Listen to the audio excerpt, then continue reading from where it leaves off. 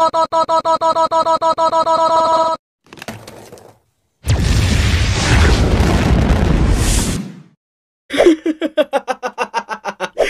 1 hari lagi sebelum lomba gambar anime dari WAM2 Quest ini gua tutup.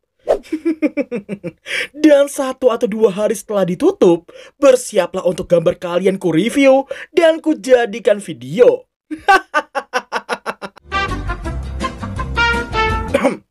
Sorry bablas. So adik-adik tergedik-gedikku sekalian, kali ini tentunya Onisama akan melanjutkan ceritanya Lord Goblin Overpower yang kalian sukai. Tapi sebelum itu, tolong di-push dulu tombol subrek, like, dan sekalian aktifin lonceng notifikasi di bawah, supaya nanti pas 200.000 subrek, kita bisa live game di channel Oniani CH. Oh ya, buat yang mau follow gua di sosmed, sikat aja semua link sosmed WAM2 di bawah. So, tanpa berlama-lama lagi, mari kita mulai Remonster episode ketiga sampai keempat.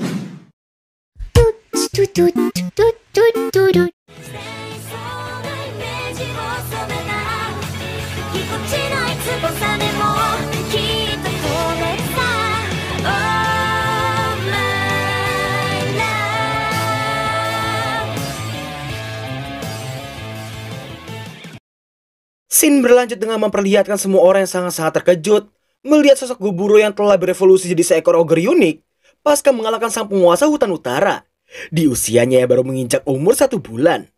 Setelahnya, Goburo yang ingin menemui para gadis di gudang pun nampak diikuti oleh Gobumi dan juga Rubelia di belakangnya. Di tengah Goburo yang masih membuktikan diri sebagai Goburo yang mereka kenali, dirinya terlihat membiarkan Gobumi mencubit kakinya meski dia nggak tahu apa kesalahannya. Nah, pada sini ini kita akan diperlihatkan taktik jitu seekor buaya dalam mendapatkan mangsanya. Dimulai dari Emery yang dipuji karena bisa membuat sebuah pisau dari bahan Spirit Stone, si kembar Alma dan juga Felicia yang digombali akan menjadi waifu yang sangat hebat, bahkan menawari mereka berdua untuk menjadi waifunya.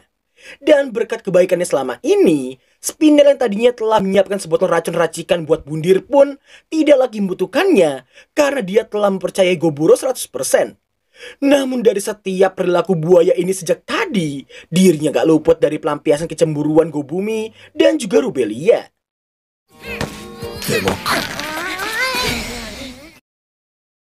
Demi menebus kecemburuan mereka semua, mau gak mau Goburo harus menemani mereka seharian.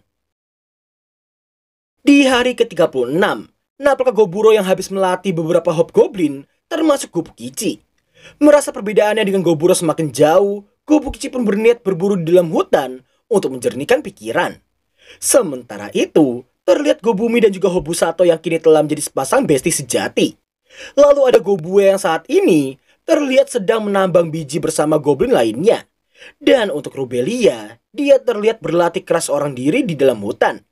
Sedangkan si Goburo, dirinya nampak sedang menjahit sembari mengobrol bersama dengan si Hobuse yang sedang membaca buku.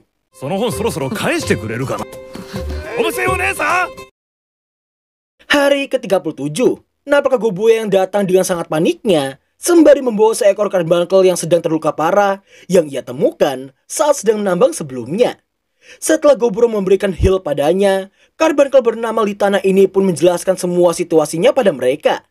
Di mana ternyata si Litana ini habis diserang oleh beberapa manusia yang langsung disadari oleh Goburo bahwa itu semua pasti demi permata dahi para karbunkel yang merupakan material kelas atas yang konon katanya mereka akan mendapatkan 1 miliar gold jika berhasil menjualnya. Di tengah Goburo yang mencium bau-bau masalah, Litana berniat meminta bantuan Goburo dan kawan-kawan untuk menyingkirkan para petualang manusia yang menyerangnya tadi.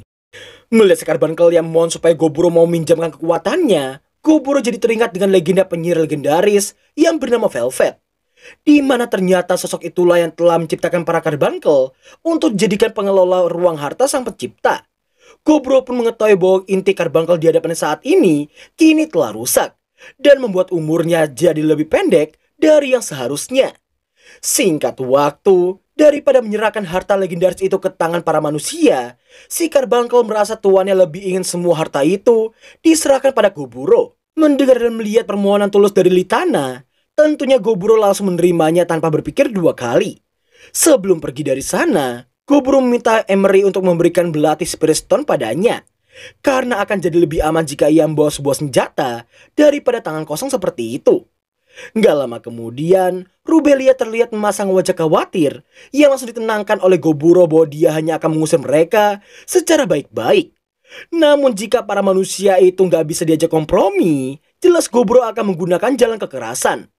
Nah, hebatnya di sini berkat skill menambang Gobue, arah tebusan tambangnya tepat mengarah langsung ke ruang harta milik Velvet.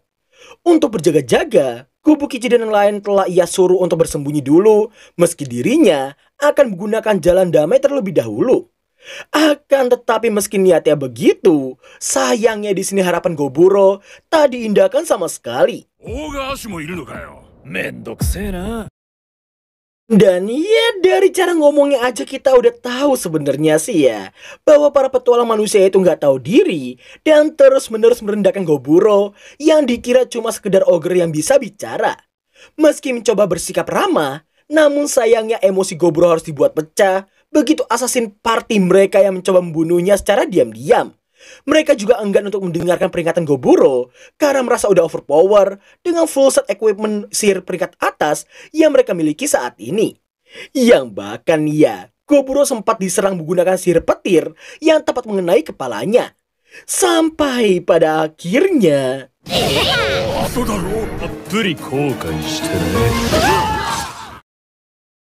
Usai mengalahkan para petualang tadi, Goburo dan kawan-kawan langsung melucuti semua bawaan mereka, dan mayit-mayit mereka pun habis tak bersisa pasca dicemili oleh mereka semua.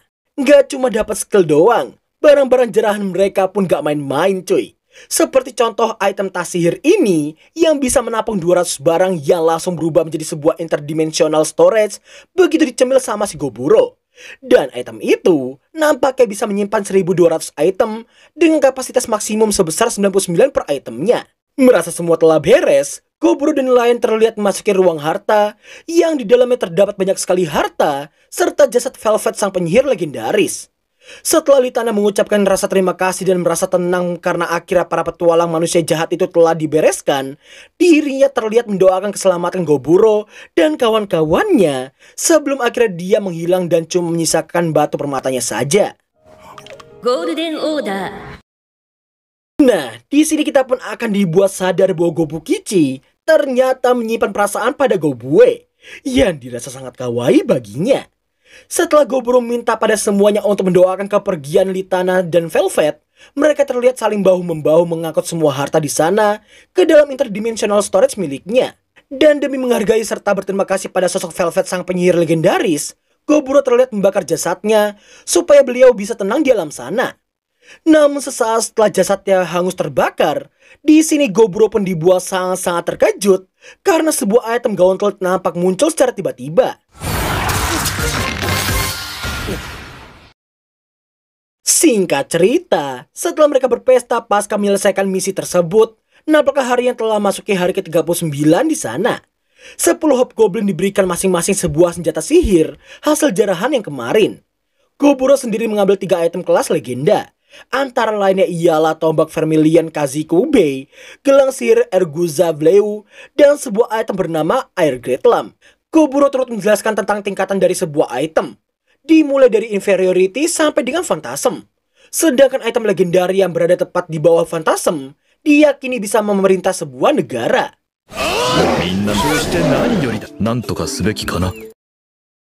Di hari ke-40, Goburo memutuskan untuk mengadakan turnamen leader baru pasukan Hobgoblin, menggantikan dirinya yang kini telah berevolusi menjadi seekor ogre unik. Sedangkan di hari ke-41-nya, Goburo yang berniat jalan-jalan sembari berburu beberapa monster untuk diambil skillnya, malah menemukan pohon raksasa yang sangat indah, disinari dengan cahaya matahari yang semakin mengindahkan pohon itu. Singkat cerita, setelah mengingat bahwa pohon itu adalah pohon dari spesies Dryad, yang katanya mereka bisa mempengaruhi kaum lelaki dari ras lain untuk dijadikan sumber nutrisi mereka. Bermodalkan wajah super kawaii, dengan boba jumbo boing-boing, para Dryad mampu memperdaya kaum laki-laki, termasuk si Gobuji yang sangat berharap bisa bertemu mereka sebelum ajal menjemputnya. Nah, alasan dibalik Goburo yang mengingat semua itu nggak lain karena saat ini di hadapannya terdapat sesosok Dryad dengan tampilan yang seriusan sangat menggoda. Dan ya, meskipun Goburo sempat mencoba menahan godaan itu, tapi sayangnya mental Goburo nggak cukup kuat untuk menahannya. 君って乱暴なんだね。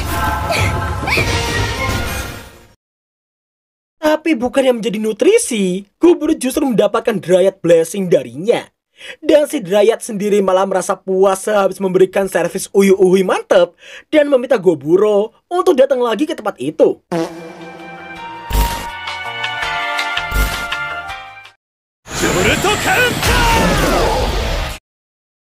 Hari ke-42, Napaka Hobuse yang sangat senang karena kompinya kini memiliki 2 member Hobgoblin pengguna sihir. これからみっちり教育してあげます。 Singkat waktu, di sepanjang hari Goburo bersama para gadis, dirinya terus dan terus dijauhi bahkan mendapatkan tatapan penuh amarah dari mereka semua. Yang ketika ditanya ke Spinel, ternyata kelakuan Goburo yang main dengan gadis di luar circle mereka pun telah diketahui gara-gara si Dryad yang diam-diam ngemarking Goburo dengan sebuah cupang di sekitar lehernya. Kecemburuan para gadis juga bisa dipahami oleh Spinel yang juga memiliki perasaan yang sama seperti mereka. Dan tepat setelah Spinel mencium Goburo sebagai bukti perasaannya, seketika itu pula Gobumi, Rubelia, si kembar, dan juga Emery ikutan menuntut perlakuan yang sama pada Goburo saat ini. Dan ya, kayaknya kita bisa menebak apa yang akan terjadi selanjutnya.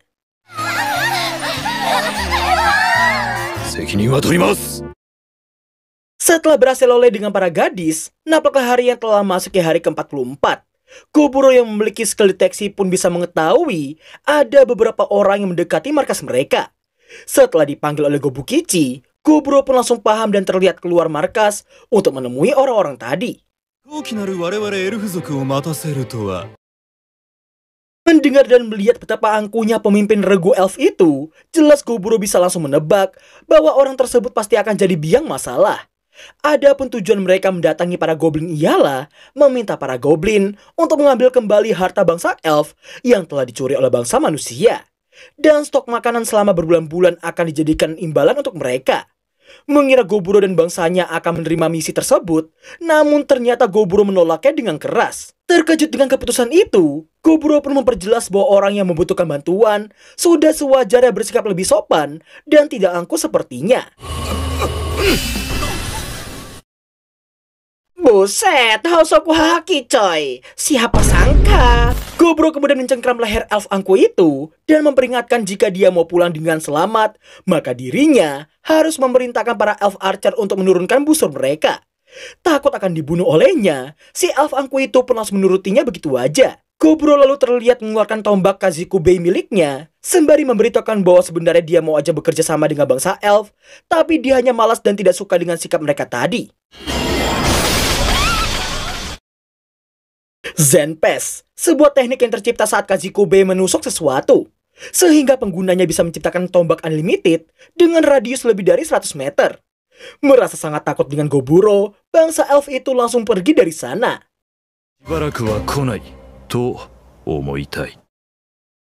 Di hari ke-45, Goburo terlihat hunting seekor slime biru keabu-abuan berjenis glass slime, yang ketika diincip, rupa-rupanya Goburo bisa mendapatkan skill physical attack resistance, auto replication, dan juga fluid regeneration.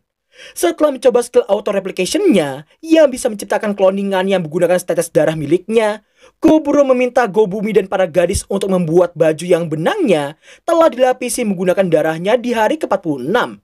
Di mana hal itu bertujuan supaya Goburo bisa langsung tahu saat para gadis sedang dalam bahaya. Sedangkan di hari ke-47-nya, berkat cloningan Goburo yang ia jadikan sebagai CCTV, dirinya bisa langsung mengetahui kedatangan sekelompok elf yang seperti punya niatan yang sangat jahat. Dan bener aja, sesaat sebelum si elf angku itu menyuruh pasukannya untuk menyerbu markas para goblin, secara tiba-tiba setelah memberikan stun pada mereka semua, Goburo yang udah muak pun terlihat menangkap semua elf di sana menggunakan skill jaring laba-labanya. Dan ya, saat diinterogasi oleh Goburo sekalipun, si elf angku yang gak tahu posisi pun tetap menghina Goburo dan para goblin sebagai bangsa lemah tidak berguna yang sangat pantas diberi penderitaan. Berbeda halnya dengan si elf angku, beberapa elf lainnya meminta maaf pada Goburo karena mereka telah mencoba menghentikannya, Tapi si kepala batu Nan Angku itu ogah mendengarkan peringatan mereka. Mendengar hal itu, Goburo berniat membebaskan para elf selain si elf Angku jika mereka bisa menang duel lawan anak buahnya. Singkat waktu, 6 dari 23 elf mengalami kekalahan dan keenam yang merupakan elf laki-laki yang sengaja dibuat kalah oleh si Goburo karena dirinya gak mau ngelihat ada wanita mati di hadapannya. Setelah Goburo nyemil beberapa elf laki-laki itu, dirinya terlihat mendapatkan skill Resident of Evergreen, Elementaler, Knowledge of Archery, Tracking, dan juga Hiding. Meskipun 17 elf telah dinyatakan menang, namun Goburo ogah membebaskan mereka semua dan berniat menjadikan mereka sebagai tahanannya. Di tengah pengarahan, nampaknya Gobujian datang dengan pinggul yang udah gak sabar lagi buat kabur ria dengan salah satu dari para elf wanita di sana.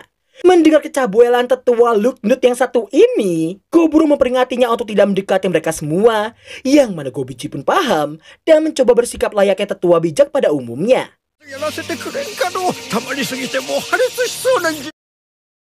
Dan pada akhirnya, si elf Angku itu pun harus mendapatkan hukuman setimpal karena telah menghiraukan peringatan darinya.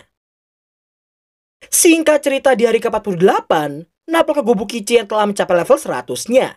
Dan tepat di keesokan harinya, dirinya terlihat menemui Goburo dan juga Gobumi dengan wujud barunya. Ogre unik dengan kulit merah yang dianugerahi dari Demigod of Flame dan durabilitas kulit dari Demigod of War. Gobukichi yang tahu bosnya itu gak pernah bisa sparring serius dengan siapapun, dengan senang hati dirinya akan menjadi lawan pertama yang bisa seimbang melawannya. Goburo yang mendengar hal itu pun langsung menerima ajakan sparring dari Gobukichi.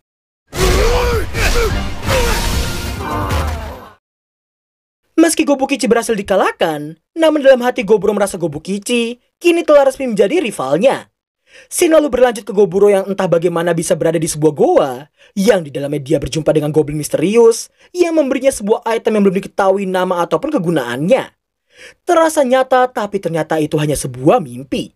Goburo pun terbangun dan bertanya-tanya apa makna sebenarnya dari mimpi barusan. Hari ke-51, nampaknya 4 hobgoblin yang berhasil membangkitkan kekuatan mereka berkat melihat perjuangan Goburo dan kawan-kawannya. Dari 4 hobgoblin itu, rupa-rupanya si Gobuji kini telah berevolusi menjadi hobgoblin dan berhasil membangkitkan kekuatan job cleric dalam tubuhnya. Hal mengejutkannya gak cukup sampai sana doang. Nampaknya Goburo yang menyadari Hobuse yang ternyata juga telah berevolusi jadi sesosok Lord Family berjenis half spell Lord. Dari semua perubahannya, Hobuse hanya merasa heran dengan 2 tanda di pergelangan tangannya yang normalnya tidak akan muncul pada Lord Family lainnya. Meski agak beda, tapi Goburo merasa tanda Hobuse agak mirip dengan miliknya. Melihat Goburo yang cuma diam aja, Hobuse pun mengajaknya untuk menguji kekuatannya pasca berevolusi seperti itu.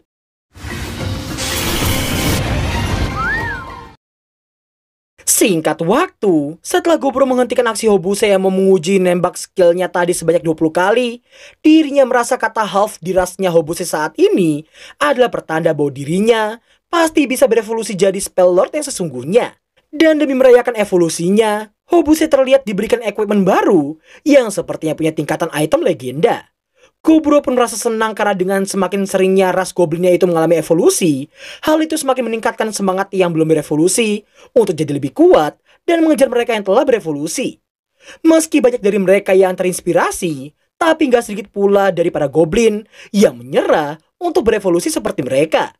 Alhasil, beberapa goblin yang menyerah pun memutuskan untuk pergi meninggalkan koloni. Goburo yang mau menghargai keputusan mereka pun terlihat memberikan sebuah dagger mithril untuk melindungi mereka dari mara bahaya. Hari ke-53, Goburo mendapati seekor ibab yang menyeret seorang manusia yang memiliki skill yang cukup menarik perhatiannya. Setelah makan orang itu, Goburo terlihat mendapatkan skill Monster Tamer. Dan di malam harinya, setelah Spinal berhasil membuatkan sake permintaan Goburo, nampaknya si Goburo ini yang sangat-sangat senang dan berterima kasih padanya. Hari ke-54, nampaknya pesta yang digelar sekalian memberitahukan soal beberapa goblin sebelumnya. Goburo bermaksud membiarkan siapapun dari mereka jika mau pergi meninggalkan koloni. Dan siapapun yang berniat melakukannya, Goburo akan memberikan sebuah item sebagai hadiah perpisahan. Singkat cerita, setelah membuatkan alat komunikasi untuk semua orang, Napakah Gobukichi yang menemani Gobue yang berhasil mengalahkan seekor Three-Horned Horse dengan sekali serang. Melihat monster itu yang belum mati, Goburo berniat menggunakan skill monster tamer miliknya. Di hari ke-58, napakah Goburo yang sedang mengejar Black Wolf sambil menaiki seekor beruang besar. Sang leader Black Wolf lalu dijadikan penjaga untuk para gadis manusia, supaya mereka tetap aman meski tidak berada di dekatnya. Sedangkan di hari ke-59, Goburo terlihat menyaksikan perkembangan Rubelia saat beradu mekanik melawan para kobold. Nah, setelah melatih si Rubelia, di sini Goburo akan dibuat sangat-sangat terkejut begitu melihat Rubelia yang tiba-tiba mendapatkan job pertamanya, usai nyicipin daging yang lagi dimakan olehnya.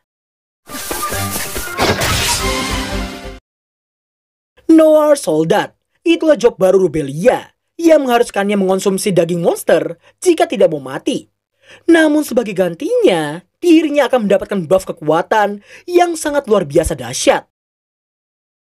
Di hari ke-60, napakah Goburo yang terbangun karena mendeteksi para kobold yang sedang kabur dari sesuatu.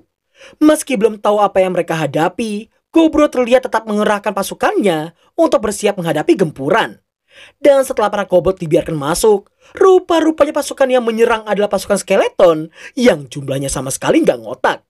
Mengetahui senjata mereka tidak mampu menghadapinya, dan begitu merasakan aura kuat yang diyakini bahwa sosok itulah yang menciptakan semua skeleton di sana, Goburo memerintahkan pasukannya untuk menghadapi para skeleton menggunakan tangan kosong. Setelah mereka menurutinya, perlahan pasukan skeleton itu berhasil mereka hancurkan satu persatu. Goburo lalu berniat menyelesaikan sisanya dalam waktu 10 detik. Namun gak sampai hitungan ke-10, Goburo ternyata berhasil menumpas semua skeleton di sana beserta dengan sosok penciptanya.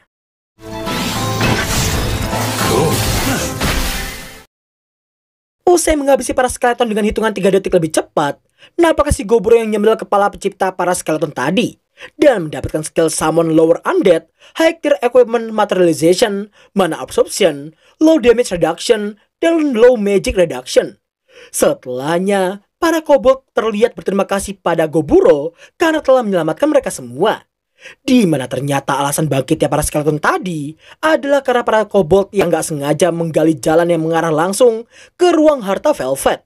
Dan mereka juga gak sengaja mengaktifkan segel para skeleton tadi. Berlandaskan hukum rimba yang kuat akan selalu memakan yang lemah, para kobold tetap berterima kasih pada mereka. Dan berakhirlah alur cerita anime Remonster episode ketiga sampai keempat. Nah, buat yang nanya tentang pemenang WAM 2 Quest nanti, kalem aja bre. Gua bakal buat postingan di komunitas. Dan kalau gua nggak males, gua bakal posting di semua sosmednya WAM 2. Kapan pemberitahuan pemenangnya? Mungkin sekitar tanggal 30 April atau setelah telatnya mungkin 1 Mei. Ya, nanti yang menang siap-siap gua DM sesuai tempat kalian ngirim karya kalian. Misal yang ngirim lewat email, nanti gua kirim email. Yang DM gua di Facebook, ya nanti gua DM lewat Facebook. Dan seterusnya. So ya masih ada 1 hari lagi sih ya. Lomba gua tutup jam 3 sorean waktu Indonesia Barat di tanggal 27 besok. Yang belum ngirim, gas kirim secepatnya. Yang belum gambar, gak usah buru-buru. Masih ada 1 hari lagi kok. Oke lah, sekian dulu video kita kali ini. Kalau ada salah kata, mohon diambil positifnya aja. Thanks for watching dan sampai jumpa di episode selanjutnya. Bye-bye.